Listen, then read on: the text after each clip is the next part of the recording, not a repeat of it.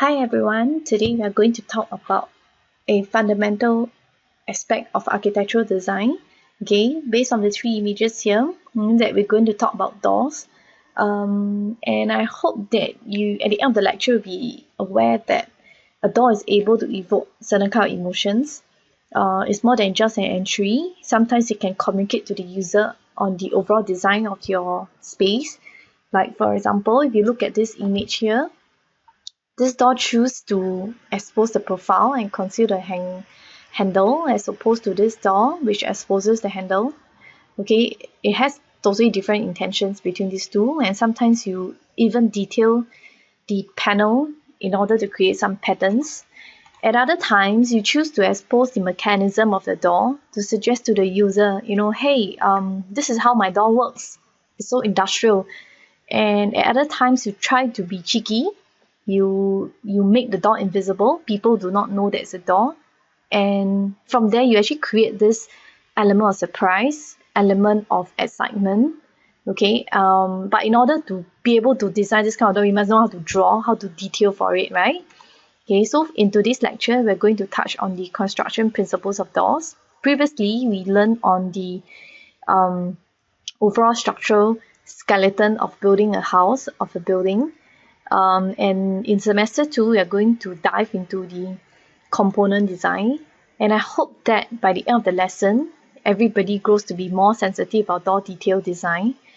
You need not be a master in this craft, but you can be sensitive and be aware. So you try to inculcate detailed design. All right. Learning objective, other than the basic door terms that you need to know, the technical part, right? You need to know the operating mechanism.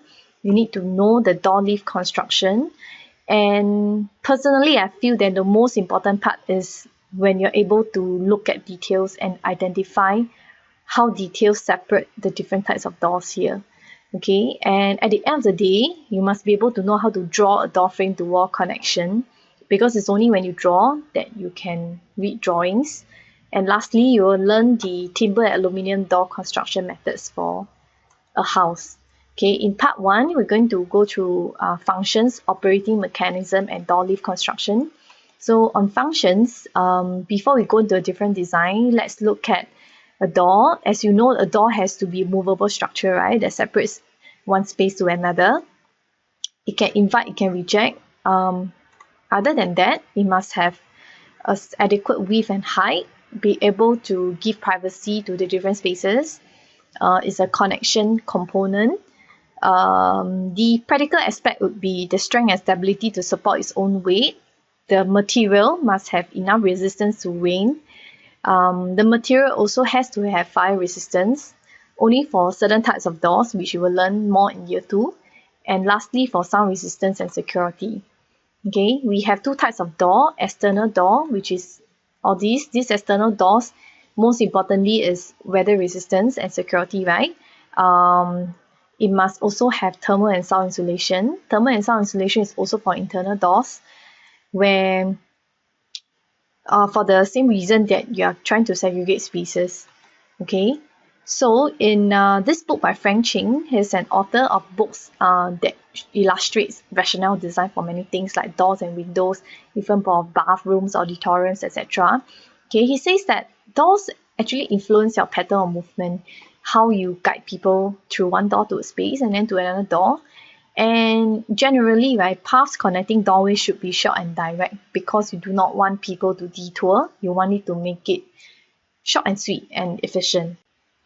Okay, before we go to the various designs of doors, let's look at the purpose of a door. As you know, basically a door is to, we know that in doors it has to be a movable structure that swings or hinges on one side, and the main function is to separate the external to the interior. Okay, so it is an interface which can invite or reject. It depends on your design, open or close. It can also arouse curiosity just by your design elements, and it can reveal or keep secrets. A door has to have adequate width and height to comply with regulations. You do not want people to go in finding that the door is too small. It provides privacy through its connection, between the inside and outside.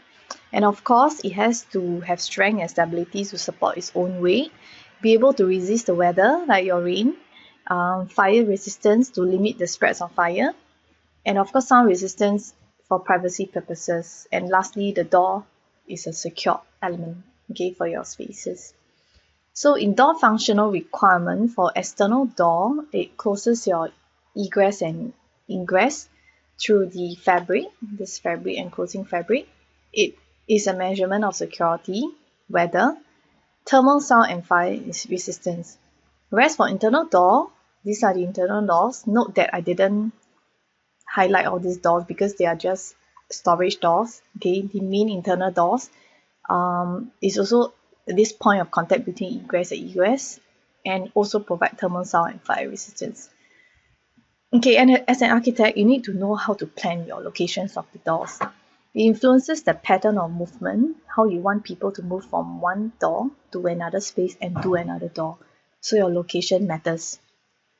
And the path connecting to doorway generally should be short and direct because you do not want people to detour, walk along corridor, and then to the space, right?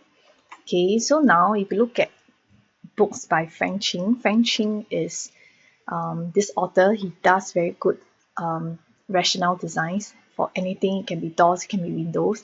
So he has 4 examples of how you can place doors. And the first example is that when you have 2 doorways close to each other, okay, the arrowhead represents the location of the doors. You end up with a short path, right? So this short path, the good thing is that you end up having, you maximizes the space planning here. And this is the most efficient layout of any space. Of course, it also depends on your design requirement. Okay, therefore, when you look at option 2, sometimes your doors are at the corners or close to each other at the corner. And now when you do this, you realize that it creates a corridor. So in order not to waste the space, right, you can actually build storage along the corridors. And the downside is that you get fragmented spaces here, right? The other strategy is then to have your doors at opposing end. Again, you have a corridor, but usually we do this when you want to subdivide a space into 2 zones. Okay, and the fourth one is when you have doorways on different sides of the room. For this example, you have 3 sides.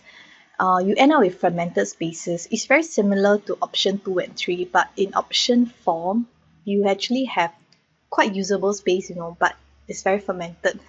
So you have to question, is that the intention you want? Because at the end of the day, you have long corridors. All these corridors might be unusable space. It's not so efficient as compared to option 1.